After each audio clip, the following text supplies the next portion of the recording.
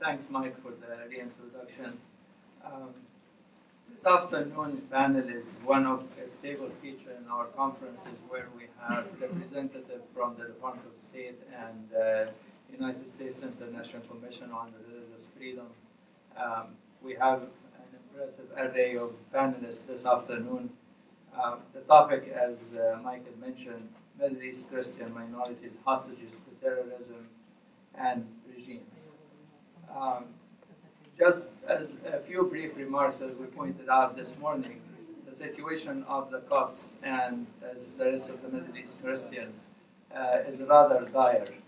They are caught between terrorist attacks, governments that are denying that these attacks are happening, and an international community that decided to ignore the problem. As Dr. Pipes this morning identified the problem as a form of ethnic cleansing, what is really happening if you are not a Sunni Muslim, your life is a fair game, and you can be subject to terrorism. There is also a problem with the international community, or rather the West. There is a rather lack of will to address this issue in a decisive manner.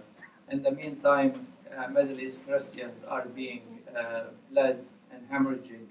Number of Christians in Iraq and Syria has dwindled now to the hundreds of thousands. The Coptic minority in Egypt is the largest minority existing. It is a shame that the Middle East is going to be deprived of a variety of multiple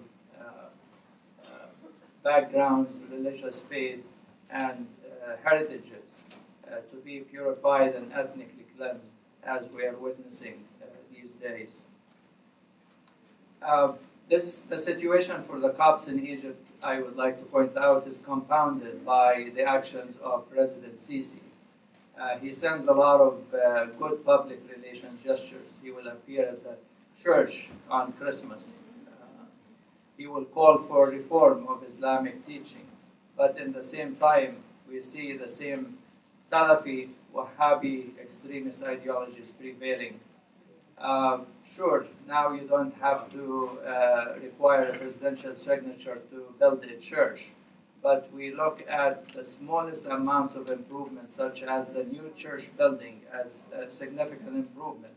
We still need the government, we still need security, state security to clear the building of a church. If there is any rationale, I would like to understand why is that a requirement. But we look at this and see it as an improvement. In fact, Egypt was dropped from the list of countries of special concern.